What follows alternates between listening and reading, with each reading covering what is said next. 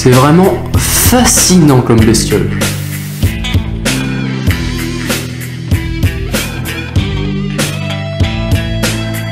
Aujourd'hui on se retrouve pour une nouvelle vidéo et ouais, t'as vu, je parle un petit peu plus vite, mais c'est pour voir si vous accrochez plus vite à l'intro. Donc aujourd'hui, je vais vous présenter des petites bestioles que j'ai trouvées hier grâce au BTS. Donc en fait, hier avec mon BTS, on est parti faire des études sur des rivières, des petits cours d'eau, et donc on a remonté pas mal de bestioles dans les épuisettes. Et dans les épuisettes, il y avait une bestiole qui m'a pas mal intéressé, et aujourd'hui je vais vous la montrer car je l'ai gardée. Je l'ai gardée parce que on a le droit, hein. Attention, toutes les bestioles que vous prenez dans les rivières, vous n'avez pas forcément le droit de les garder. Donc celle-là, il n'y a pas de problème, je vais vous montrer c'est quoi. Alors attention, ceux qui sont un peu dégoûtés par tout ce qui est vert, je vous préviens, vous risquez de trouver ça assez dégueulasse. Mais c'est super intéressant. Donc les bestioles que nous avons trouvées font partie des hachètes, et les hachètes en fait sont un sous-embranchement des annélides. Et les annélides en fait sont tout ce qui est vert avec un corps avec plein de segments. Nous avons trouvé hier des sangsues.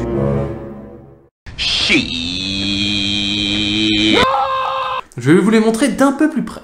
Alors, il y a un truc assez marrant qu'on peut remarquer, c'est qu'en fait, les sangsues sont quasiment les derniers animaux qui vont disparaître si la qualité de l'eau est vraiment mauvaise. En gros, si on en trouve, c'est que l'eau n'est pas forcément de très bonne qualité. Donc, pour la rivière que nous avons examinée hier avec le BTS, ça annonce assez mauvais, hein.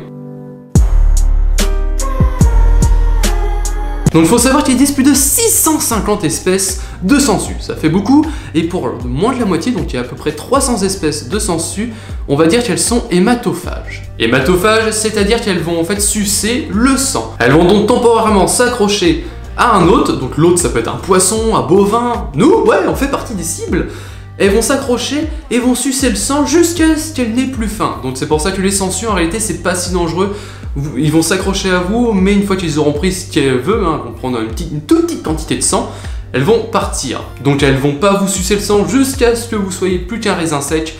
Ça, c'est une idée reçue. Par contre, ce qui est un peu fourbe avec les sangsues, c'est que quand ils vont s'accrocher à votre peau, leur salive contient des molécules qui vont empêcher le sang de coaguler. Donc ce qui va se passer, c'est qu'en réalité, la sangsue va continuer à vous sucer le sang sans que votre corps puisse en fait réparer la plaie. Donc elle va pouvoir prendre le sang qu'elle veut, et une fois qu'elle aura fini, là les effets de la molécule vont petit à petit disparaître et vous allez pouvoir à nouveau cicatriser. Mais parfois il faudra peut-être mettre un petit pansement avant que l'effet de cicatrisation revienne. Et en fait il y a quelque chose d'assez étonnant avec les sangsues, c'est que les sangsues possèdent deux cœurs. Ouais, deux cœurs comme ça. Faut savoir que certaines peuvent mesurer jusqu'à 20 cm. 20 cm, tu vois, ça fait à peu près la taille de cette règle. Ça commence à faire un gros bestiau, et par contre là tu vois, si t'as ça qui s'attache à toi, tu commences à le sentir. Donc faut savoir en fait que la détermination de sangsues en France, c'est le gros bordel, parce qu'en fait personne s'est vraiment intéressé à la classification des sangsues en France. Ce qui fait que, en fait, si tu trouves une sangsue, toutes les informations sont incomplètes. Leur aire de répartition, comment les déterminer, il n'y a quasiment rien du tout. C'est pour ça que là, je ne peux pas vous déterminer avec précision l'espèce que j'ai recueillie. Mais les sangsues à observer, c'est super intéressant. Donc, ce que je vous propose, c'est qu'on va faire un petit batch pour pouvoir les accueillir. Donc attention, il faut savoir que certaines espèces de France sont protégées et menacées. Donc vous n'avez pas le droit de les garder. Il faut vraiment faire attention à l'espèce, même si c'est très compliqué à les déterminer, mais le mieux c'est d'en acheter directement. Donc oui, il y a des élevages de sangsues, ça existe, hein. Donc là vous pouvez les acheter directement, ce sont des sangsues médicinales, et là il n'y a pas de problème pour les garder. Bon, voilà, après ce petit point information, on va passer à la construction du batch. Bon, vous allez voir, c'est pas si compliqué de ça. Premièrement, il vous faudra un support. Donc ici, je prends un grand pot en verre. Attention, ce pot suffit car je n'ai que 4 sangsues. Si vous en avez bien plus, il vous faudra du coup un aquarium un peu plus grand. Il vous faudra ensuite du substrat dans ce superbe gobelet CPN que vous pouvez retrouver en description. Autopub faite. Donc il faut en mettre un tout petit peu, pas forcément une grande quantité. On retrouve les sangsues la plupart du temps dans des endroits assez marécageux, dans des mares, voire dans des flaques, bon, aussi dans des rivières, mais la plupart du temps on les retrouve dans des endroits avec pas mal de matière organique, de branches mortes, assez méandreux. Donc ce qu'on va faire, on va leur rajouter tout simplement des brindilles et du bois mort. Donc pas trop non plus. Et maintenant, nous allons remplir de 3/4 le bocal. Il est très important de remplir qu'à 3/4 votre support, car en fait les sangsues sont de très bonnes escaladeuses, donc si vous mettez trop d'eau, elles vont pouvoir très facilement s'échapper de votre bocal ou aquarium. Évidemment, en guise de précaution, que ce soit un aquarium, un bocal, n'importe, il faut recouvrir le dessus, mais évidemment pour laisser l'air passer, vous aurez qu'à faire des petits trous. Donc autre fait important, il faudra rajouter des plantes. Donc hop, moi je mets juste une myriophylle. Alors le mieux c'est d'avoir une plante directement dans le fond.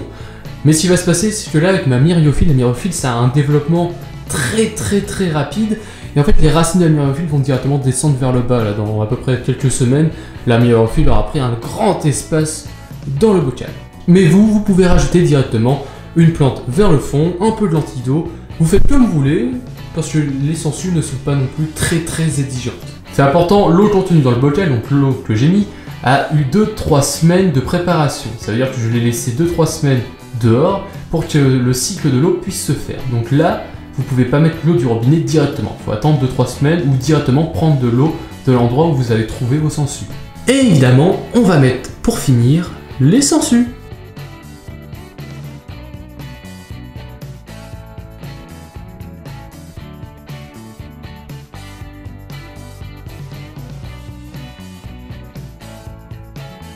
Fait intéressant qu'on peut bien voir ici, c'est que en fait la sangsue possède deux ventouses, donc une à l'avant près de la bouche et une à l'arrière, ce qui lui permet de se déplacer très facilement sur plein de matières différentes.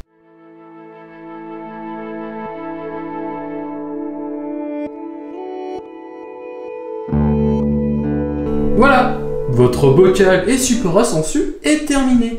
Alors pour l'eau, il suffira de la changer à peu près 1/4 tous les mois. Vous pouvez mettre une pompe si vous voulez, mais le problème de la pompe, c'est qu'il y a un risque que les sangsues aillent dedans. Donc vous changez l'eau sera oxygénée grâce aux plantes. Par contre, niveau reproduction, c'est assez compliqué. Il faut savoir que les sangsues peuvent se reproduire qu'au bout de 2 ou 3 ans, donc il faut attendre un peu, et il faut qu'elles passent avant par une phase de diète de plusieurs centaines de jours, donc c'est très long. Donc la reproduction des sangsues, c'est assez compliqué, mais vous pouvez y arriver. Niveau nourriture, là par contre, c'est une autre histoire. Il faut savoir que les sangsues peuvent rester plusieurs centaines de jours sans manger. Donc, vous pouvez les nourrir à peu près 1 à 2 fois tous les 3 mois. Donc ça demande très peu d'entretien. Par contre, niveau nourriture, ça demande des choses assez particulières. Vous pouvez tout simplement leur donner un bout de viande crue directement. Donc ça va dépendre du nombre de sangsues que vous avez. Donc le morceau de viande, vous n'allez pas leur balancer un steak entier s'ils sont que 3. Par contre, un steak entier s'ils sont plus d'une centaine. Donc voilà, ça va vraiment dépendre en plus de l'espèce, parce qu'il y en a certaines qui peuvent se nourrir, par exemple, des tumifès ou des gloméris, enfin n'importe. Vous savez, en animalerie, ils vous vendent parfois de la nourriture vivante. Ça, elles apprécient. Après, certaines espèces de sangsues peuvent se nourrir que de tortues, que de certaines espèces de poissons. Donc là, il faut faire très attention quand vous commencez l'élevage. Les miennes, ce sont juste de la viande et des petits invertébrés. Donc là, c'est vraiment les moins compliqués. Donc voilà, c'est la fin de cette courte vidéo sur les sangsues. Donc voilà, c'était un peu spécial. J'avais vraiment envie de faire une vidéo là-dessus. S'il y a des trucs que je n'ai pas dit, mais l'expliquer, n'hésitez pas à le mettre en commentaire. Si vous avez des questions, si vous avez des idées pour améliorer la chaîne, je prends. Mettez tout ça en commentaire. N'hésitez pas à vous abonner. Non, ça en fait, non, faut arrêter de dire ça, tu vois, parce que du coup, les gens, quand tu dis ça, c'est trop banal maintenant, tout le monde le dit. Donc, vous pouvez vous abonner si vous voulez, vous pouvez liker si vous voulez, vous pouvez partager si vous voulez, je ne vous force à rien, c'est vraiment si ça vous a plu, donc on se retrouve pour de prochaines vidéos. Allez, salut!